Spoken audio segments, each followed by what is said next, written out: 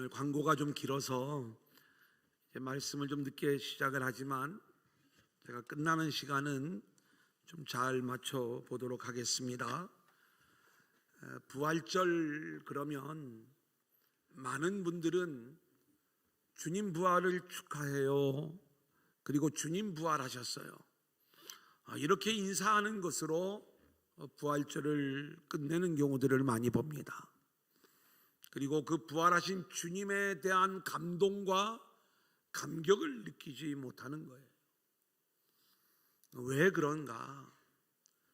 십자가를 생각을 하면 내 죄를 주님이 짊어지시고 십자가를 지셨다는 사실이 감성적으로 잠깐 느껴질 때 그때 찔끔 눈물이 나오고, 그래도 이 십자가에는 뭔가 우리가 반응하는 모습이 있는데, 부활신앙이라고 하는 것에 대해서는 우리가 왠지 우리도 모르는 사이에 역사적인 부활을 늘 그렇게 들어왔기 때문에 인정을 하고 있지만, 우리의 신앙 자체가 확신 가운데 거하는 신앙이 못 되다 보니까 부활의 감격이나 감동이 없는 그러한 모습 속에 그저 하나의 절기로 부활절을 보낼 때가 얼마나 많이 있는지 모릅니다.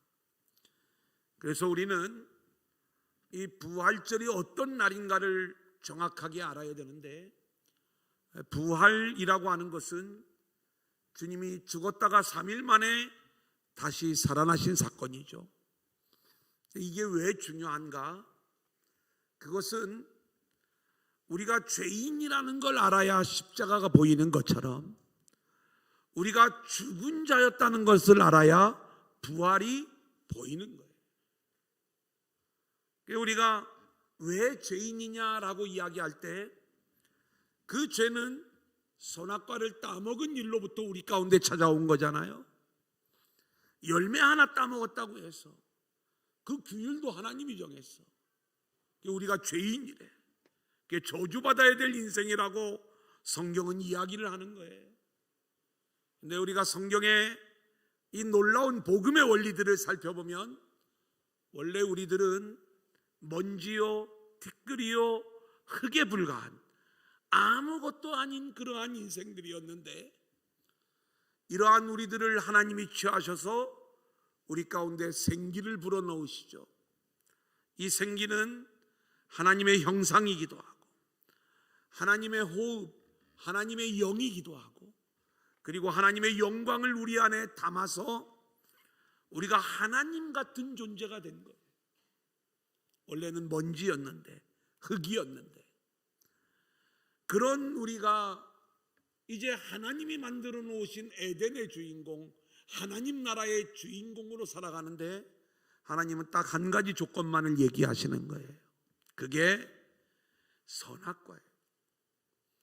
열매를 안 따먹는 게 중요한 게 아니라 그 열매를 지켜줌으로써 우리는 내가 이렇게 생명이 된 것, 그리고 에덴 동산의 주인공이 된 건 내 실력, 내 능력, 내 노력으로 이루어진 게 아니라 전적인 하나님의 은혜로 내가 에덴의 주인공이 되었습니다. 이걸 고백하는 거예요.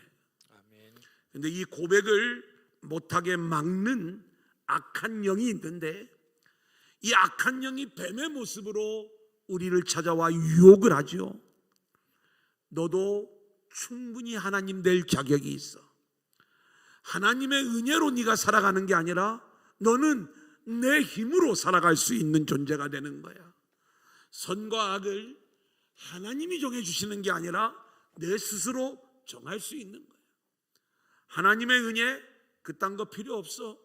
이제는 그 은혜를 거부하고 내 마음대로 살아. 이게 마귀의 유혹이었어요. 우리는 그 마귀의 유혹에 넘어가 선악과를 따먹은 모습으로 이 땅에 온 거예요. 우리가 죄인이라고 하면 나는 남의 것을 훔친 적이 없는데, 나는 누구에게 못 살게 군 적이 없는데 내가 왜 죄인인가? 그 죄라고 하는 것은 하나님의 은혜로 내가 생명이 되었는데 그 하나님의 은혜를 인정하지 않고 내 인생은 나의 것, 자기 인생의 주인을 자기라고 주장하며 자기의 탐욕과 자기의 욕심 가운데 인생을 살아가는 그 모든 인생은 바로 죄 가운데 있는 인생임을 성경은 이야기하는 거예요. 근데 이 죄로 말미암아 우리는 생기가 끊어져서 어떤 존재가 되었느냐? 결국 영적으로 죽은 존재의 모습이 된 거예요. 그리고 죄로 인하여 이 땅에 쫓겨와 이 땅을 살아가는 우리들에게 하나님이 하시는 일이 있는데 두 가지예요. 죄의 문제를 해결해 주시고, 그리고 죽었던 우리를 살리시는 일. 할렐루야. 아멘. 그래서 죄의 문제를 해결해 주신 사건이 십자가인 것이고, 그리고 죽었던 우리의 영혼에게 영원한 생명을 주신 사건이 부활인 거예요. 그래서 이 십자가가 또 부활이 우리에게 은혜요 축복이 되는 거예요. 그래서 십자가는 죄로 인하여 저주와 심판과 죽음의 운명 속에 있던 우리를 대신해서 그 모든 죄를 대신 짊어지시고 십자가에 달려 죽으신 분이 우리 주님이신 거고, 이제는 죽었던 우리를 살리시기 위하여 주님이 부활하셔서 부활하신 주님의 생명, 그 영원한 생명이 이제 우리 가운데 부어져서 우리도 이제는 영원한 생명을 가진 자로 살아가게 되는 것. 그래서 죽음으로 우리의 인생이 끝이 아니라 이제는 영원한 하늘의 주인공으로 세워지는 것, 이것이 바로 부활 신앙인 거예요. 그러니까 부활하신 주님의 승리가 우리의 승리가 되는 거고, 부활하신 주님의 영원한 생명이 우리의 생명이 되는 거니까 이 부활절이 성탄절보다도 더 귀하고 더 축복된 절기라 아니할 수가 없는 것이죠. 그래, 가만히 보면 한국 교회만큼 부활절을 대충 넘어가는 교회가 없어요. 제가 중국 교회만 가보더라도요, 이 부활절의 축제가 얼마나 계속 이어지는지, 또 우리는 부활절이라고 해서 교회에다가 뭐 안 걸어놨잖아요. 근데 중국 교회를 가보면 이 중국 교회들도 부활절에는 뭐 계란 모양은 물론이고 우리 나비 모양 있잖아요. 이런 것들이 교회에 계속 이렇게 데코가 되어져 있습니다. 그러면서 이 부활절기를 지키는 그러한 모습들을 보게 되는 것이죠. 그래, 우리가 오늘 부활절을 맞이하면서 이 부활절의 의미를 먼저 깨달을 수 있기를 소원하고, 이제 우리는 누가복음의 이야기를 계속 진행을 하고 있습니다. 오늘 말씀의 제목은 요나의 표적이에요. 근데 마침 이 요나의 이야기는 십자가와 부활을 보여주는 이야기인 거예요. 근데 우리가 단순히 이 요나의 표적 이야기를 하면서 요나가 물고기 뱃속에 들어갔다가 3일 만에 살아나온 것이 주님이 십자가에 달려 죽으셨다가 3일 만에 부활한 사건을 보여주는 표적이다, 이렇게만 이 내용을 우리가 정리해 나간다면 이 말씀이 주는 진짜 복음을 놓쳐버리는 거예요. 오늘 말씀 속에는 이 누가가 우리에게 이야기하고자 하는 놀라운 복음이 담겨져 있는 것입니다. 저와 여러분들과 함께 은혜 받는 귀한 시간들이 될 수 있기를 소원합니다. 아멘. 자, 첫 번째로 한번 따라해 볼까요? 악한 세대. 악한 세대. 여러분, 우리가 지난주에 어떤 내용을 배웠냐면 이렇게 기도하라, 주님이 기도를 가르쳐 주시는 내용을 배웠어요. 세 가지 내용을 우리가 함께 했는데, 첫 번째는 무엇을 기도해야 되는가, 두 번째는 왜 기도해야 되는가, 그리고 세 번째는 어떻게 기도해야 되는가. 생각나야 되는데 뭐 좀 생각나죠.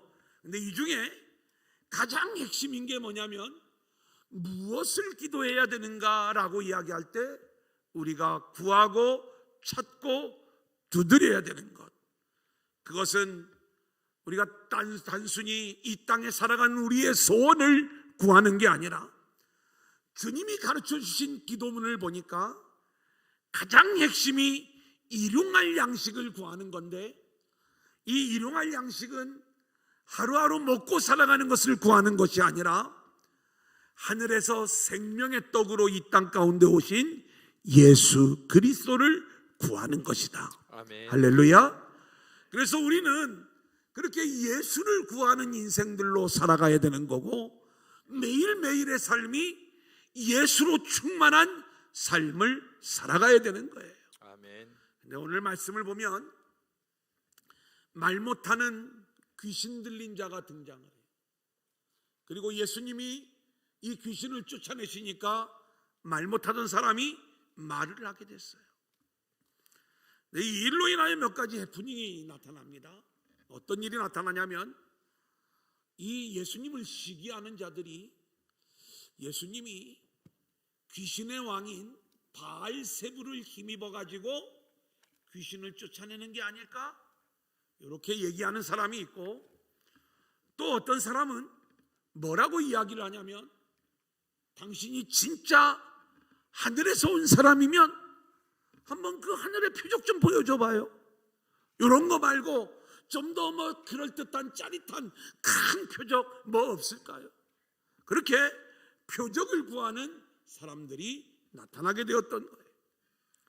그러자 주님이 뭐라고 이야기를 하냐면, 악한 세대가 표적을 구한다, 이 내용을 말씀하고 있는 거예요. 여러분, 주님이 우리에게 가르쳐 주신 기도문에 의하면 우리가 구할 게 뭐예요? 일용할 양식이신 예수님을 구하는 것. 아멘. 여러분, 이게 우리 인생이 구해야 될 본질적인 것입니다. 근데 악한 세대는 바로 우리들을 이야기하는데, 우리는 우리 눈에 보이는 것, 내가 소원하는 것, 내가 탐욕하고 내 욕망 가운데 추구하는 것, 우리는 이것을 구하면서 뭔가 이것을 보여주고 이것을 채워줄 수 있는 예수님을 원하고 있잖아요. 이걸 구하는 자들을 악한 세대라고 이야기를 하면서, 이렇게 악한 세대가 표적을 구하지만 내가 보여줄 수 있는 표적은 요나의 표적밖에 없어. 요 이야기를 말씀을 하는 거예요. 그러면서 뭐라고 말씀을 하냐면, 나와 함께 하지 않는 자는 다 나를 반대하는 자야. 여러분, 이 말씀이 조금은 어려운데 어떤 내용이냐면 이런 거예요. 여러분, 예수님이 귀신 들린 자의 귀신을 쫓아내시고 치유와 회복이 일어나면 우리는 어떤 마음을 갖냐면, 나에게도 이런 일이 좀 있었으면 좋겠다. 그래서 내가 어떤 질병이 걸렸어요. 이 질병이 떠나가고 내가 좀 치유되었으면 좋겠다. 또 나에게 물질의 문제가 있어요. 그럼 물질이 좀 채워졌으면 좋겠다. 또 나에게 깨어진 관계가 있어요. 이 관계가 좀 회복되었으면 좋겠다. 이게 우리의 소망이잖아요. 근데 주님이 실제로 우리 가운데 임재하실 때 때로는 이 얽히고 설켰던 문제를 풀어주시기도 하고, 또 놀라운 치유와 회복의 역사가 나타나기도 하고, 이때 우리가 이 기적과 치유를 바라보는 눈이 중요한데, 내가 이 땅에서 원하는 소원을 이루어 주시는 주님으로 주님을 바라볼 게 아니라, 주님이 가시는 곳마다 귀신이 쫓겨가고 문제가 해결되어지면서 우리 안에 하나님의 나라가 이루어지는 거예요.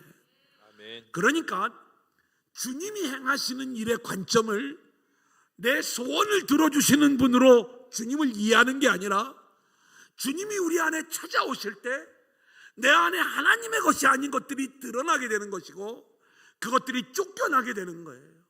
그리고 주님으로 인하여 우리 안에 하나님의 나라가 이루어지는 것.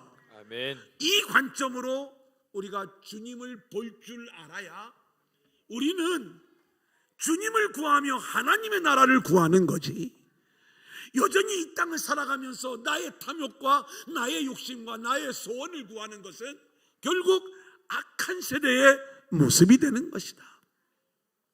그러면서 또 어떤 이야기를 하냐면 이렇게 이야기를 해요. 이건 좀 우리 한번 읽어보겠습니다.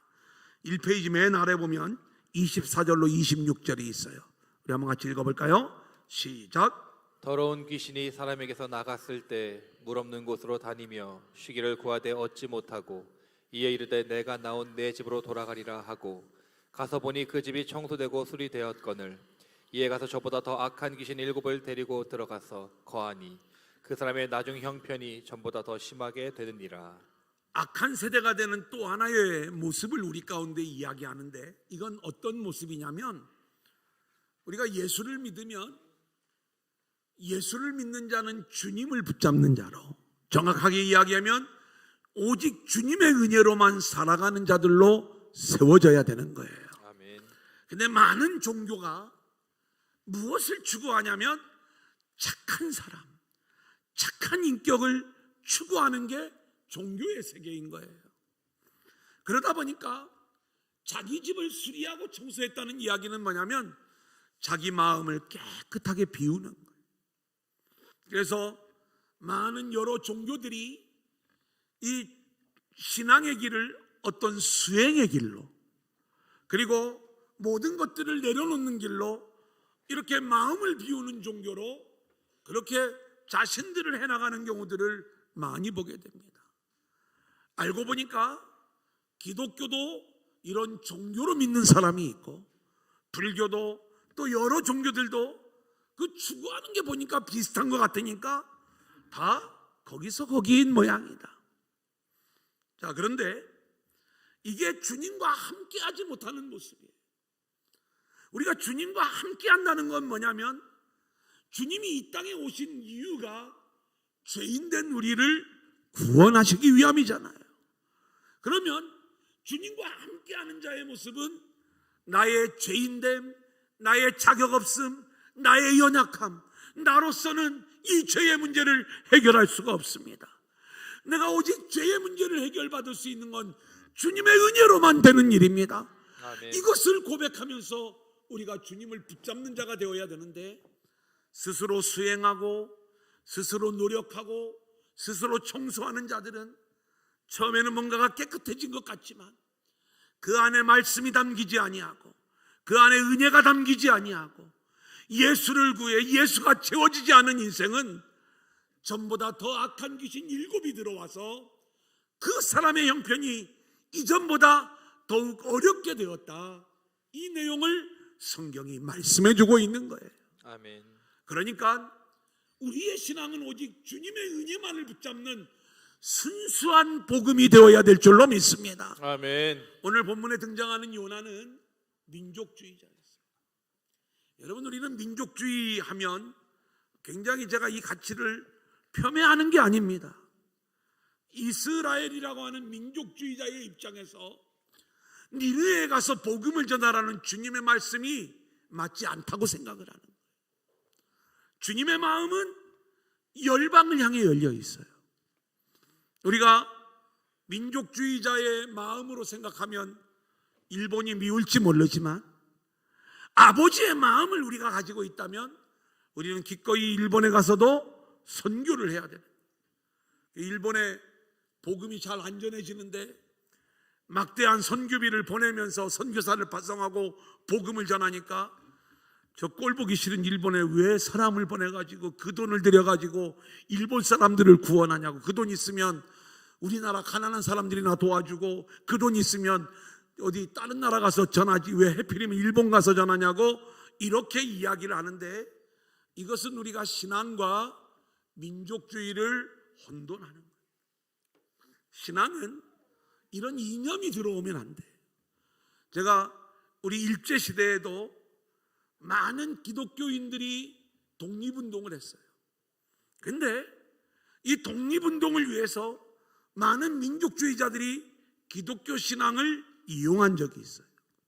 그러니까 우리가 알아야 될 것은 뭐냐면, 복음은 순수한 복음이 되어야 되고, 그리고 철저히 주님만 붙잡고 주님의 은혜로 세워지는 그러한 신앙, 그러한 모습이 되어야지, 뭔가 윤리로 도덕으로 우리의 인격을 수양하고 또는 과거의 민족주의, 그리고 군사정권 시절에는 민주주의, 요즘에는 뭔가 교회가 보수화되면서 이 땅의 이념과 연결되어지는 이러한 신앙들은 이게 온전한 신앙이 아니고 스스로 뭔가를 이루어내려고 하는 그러한 모습들인데, 이것들로 인하여 뭔가 그럴듯한 것들을 이루어가는 모습인 것 같지만 알고 보면 더 악한 귀신이 우리 안에 들어와서 결국은 은혜를 붙잡지 못하게 하고 복음을 붙잡지 못하게 하는 그러한 모습이 되는 것이다.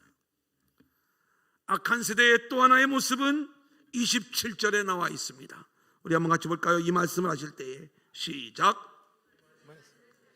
무리 중에서 한 여자가 음성을 높여 이르되 당신을 뵌 태와 당신을 먹인 젖이 복이 있나이다 하니. 한 여자가 이렇게 외치는 거예요.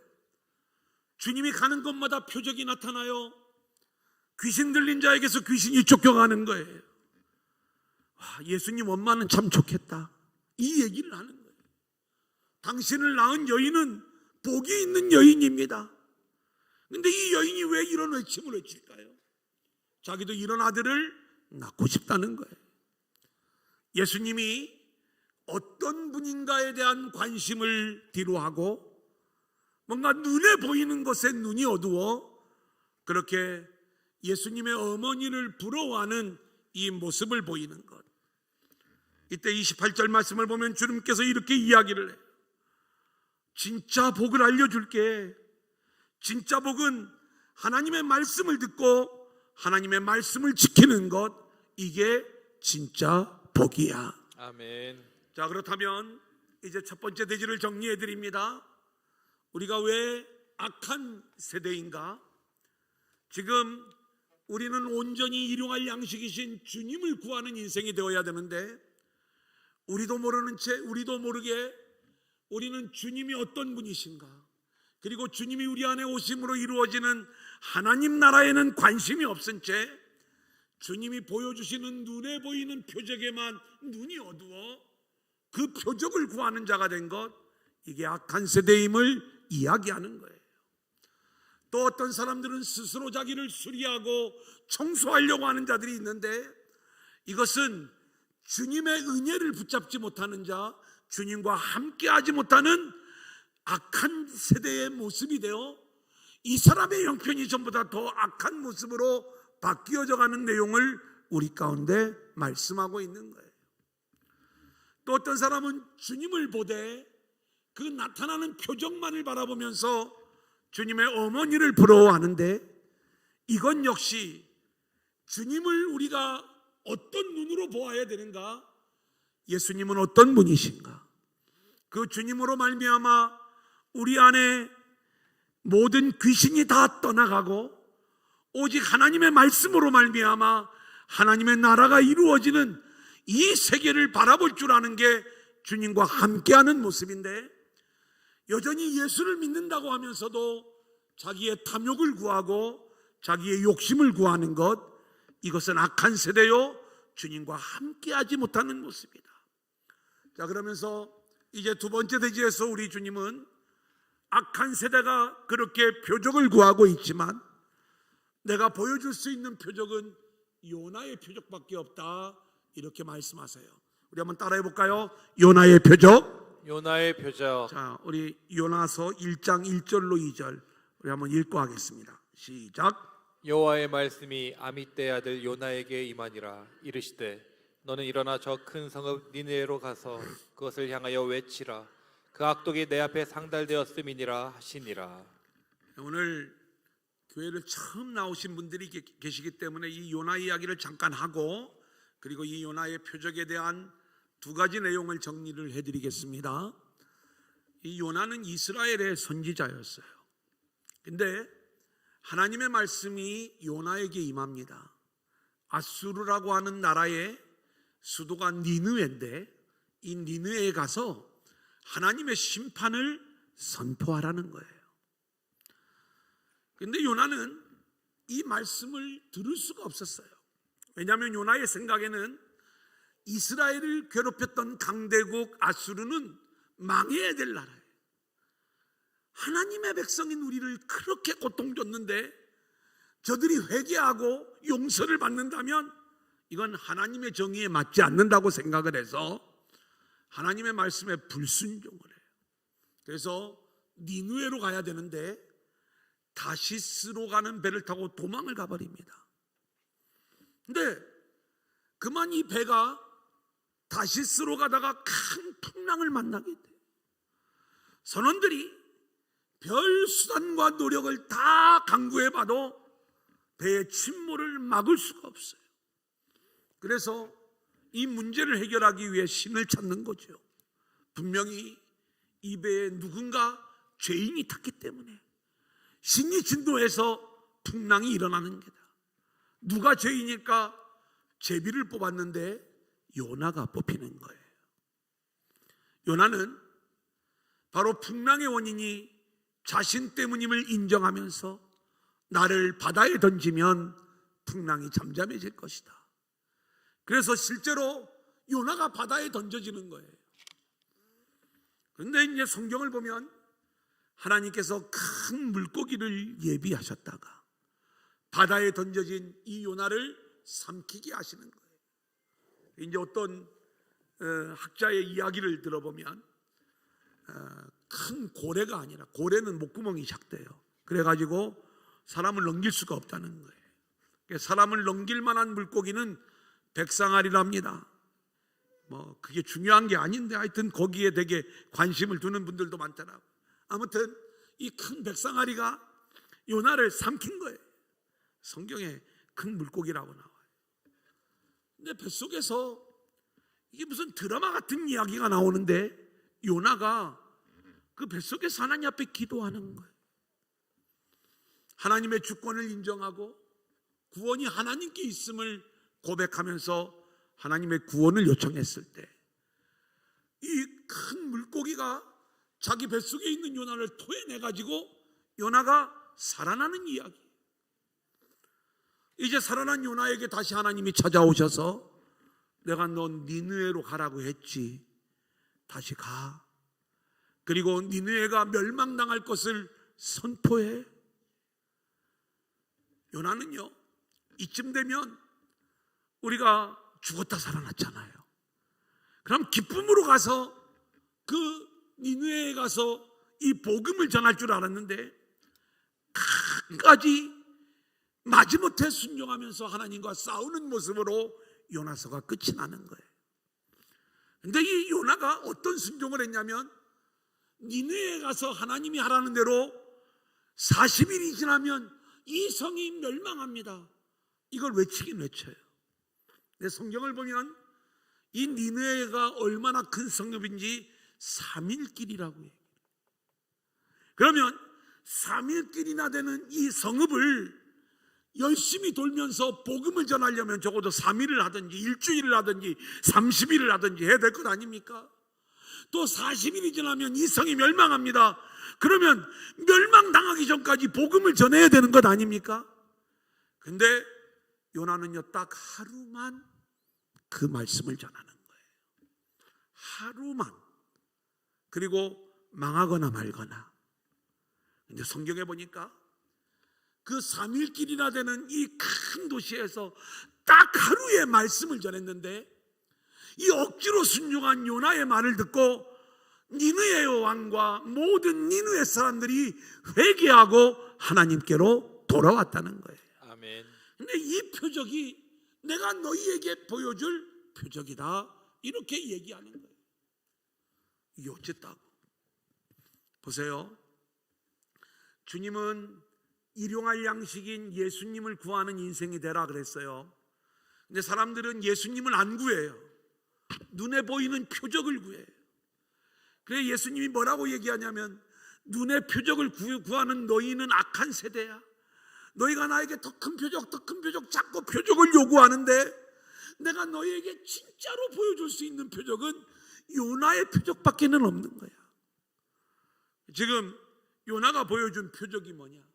근데 이 요나의 표적에 대하여 마태복음과 누가복음의 말씀을 비교해 보면 서로 주장하는 내용이 조금 달라요.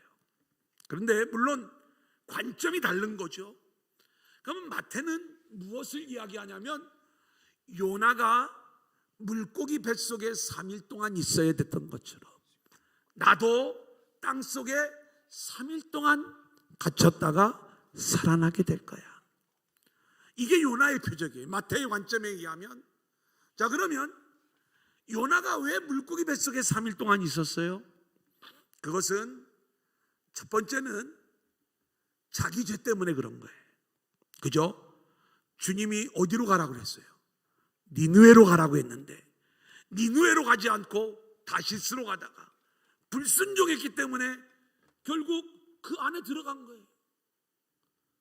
근데 우리가 조금만 더 깊이 생각을 해보면 자기 죄도 있지만 니느웨 사람들의 죄 때문에 그런 거예요. 니느웨 사람들이 하나님을 잘 믿었으면 가서 심판을 선포한 일들도 없었어. 요나가 이 사명을 감당한 일도 없었어. 근데 그 요나의 사명 감당의 그 일들을 하나님이 이루어 가시는데 결국 이 니느웨 사람들의 죄로 인하여 니느웨에 대한 심판 계획을 선포하게 하시고, 그리고 결국 알고 보니까 심판이 목적이 아니라 이 니느웨를 구원하는 게 하나님의 마음이고 하나님의 목적이었는데, 이 일을 위하여 요나가 물고기 뱃속에 3일 동안 들어갔다 나오는 이 놀라운 기가 막힌 기적적인 이야기가 들어와 있는 거예요. 아멘. 그러니까 요나의 죄, 니느웨의 죄, 이 죄로 인하여 그 죄를 보여주는 게 요나의 뱃속에, 물고기 뱃속에 있는 요나의 모습인 거예요. 그렇다면 마태복음은 이야기하는 예수님이 왜 십자가를 지고 땅속에서 3일을 계셔야 됐는가? 요나는 자기 죄 때문에, 니느웨 사람들의 죄 때문에 물고기 뱃속에서 3일 동안 있어야 됐던 것처럼 주님은 저와 여러분의 죄 때문에 물고기 뱃속이 아닌 땅속에서 3일 동안 계셨다가 살아나셨다는 것을 표적으로 보여주는 거예요. 아멘. 내가 누구냐? 나는 하나님의 아들이야. 하나님의 영광을 지닌 자야. 하나님의 위엄을 가진 자야. 계속 누가가 이 얘기를 해와요. 그런데 그 하나님의 아들인, 하나님의 영광을 지닌 자가 이 땅에 와서 하는 일이 뭐예요? 십자가를 지는 일이에요. 이것을 도저히 받아들이지 못할 때 그 십자가를 지시는 그 주님이 왜 이 땅속으로 들어가야 되는가? 그것은 바로 요나가 보여주었던 표적처럼 우리들의 죄 때문에 우리는 그렇게 주님이 대신 우리를 위하여 죽으시고 땅속에 들어가셨음을 보여주는 십자가와 부활의 표적이 첫 번째 이유인 것이고, 두 번째는 한번 따라합니다. 회개로의 부름. 회개로의 부름. 여러분, 이 두 번째 이 요나의 표적의 진짜 핵심은 회개를 할 수 있도록 우리를 부르시는 거예요. 여러분 보세요. 지금 이제 요나가 누가복음 말씀을 보면 니느웨 사람들에게 요나가 표적이 되었던 것처럼 이 세대 사람에게 내가 표적이 되는 거다. 주님이 이렇게 말씀을 하고 있거든요. 근데 니느웨 사람들에게 요나가 어떤 표적이 되었냐면, 말씀을 안 듣고 뭐 딴 데로 가다가 물고기 들어갔다 나온 걸 니느웨 사람들이 듣고서 뭐 이게 표적이 되었다는 그런 의미가 아니라, 요나는요 정말 부족한 사람이었어요. 불순종한 사람이었어요. 그리고 물고기 뱃속에까지 들어갔다 나왔으면 니느웨가 회개할 때까지, 그 무너지기 전까지 복음을 전하는 게 이게 사명자의 자세 아닙니까? 그런데 사흘길이나 되는 이 니느웨 성을 딱 하루만 말씀을 선포하는데, 그것도 히브리어로 보니까 딱 5마디. 이걸 직역을 하면 40일이 지나면 이 성은 멸망한다. 이 말하고 다니는 거예요. 40일이 지나면 니느웨가 멸망한다. 40일이 지나면 이 성이 멸망한다. 회개하거나 말거나. 이게 요나의 마음이었어요. 실제로 니느웨가 회개하고 돌아오는 거에 대해서 요나는 엄청 짜증을 내면서 요나서가 맞춰지고 있어요. 여러분, 지금 이 요나가 니느웨 사람들에게 표적이 되었던 것은 그렇게 억지로 하는 순종, 마지못해 하는 순종이었지만 요나의 심판의 메시지가 요나를 통해서 들려졌을 때 니느웨 사람들이 회개하고 돌아왔다면, 오늘 이 시대를 살아가는 너희들이 십자가와 부활의 복음을 들었다면, 억지로 하는 그 말 한마디에 회개하고 돌아오는 사람들이 이렇게 많은데, 당신들도 마땅히 회개하고 주님께로 돌아와야 되는 것 아니냐, 아멘. 주님과 함께하는 자가 되어야 되는 것 아니냐, 아멘. 이 내용을 말씀해 주는 게 요나의 표정인 거예요. 그러니까 우리가 눈에 보이는 어떤 것들을 구하며 예수를 믿을 게 아니라 우리는 철저히 예수님만을 구하는 자가 되어야 되는데, 요나의 표적이 우리의 표적이 되어 우리의 죄인됨을 철저히 고백하고 주님의 은혜가 아니면 우리가 살 수가 없기에 그 은혜만을 붙잡는, 그리고 내 스스로의 수고와 노력으로 우리의 인생을 살아가는 게 아니라 우리의 속을 예수로 채우고 하나님의 말씀으로 채우고 그 말씀을 붙잡고 살아가는 저와 여러분들이 될 수 있기를 주님의 이름으로 간절히 축원합니다.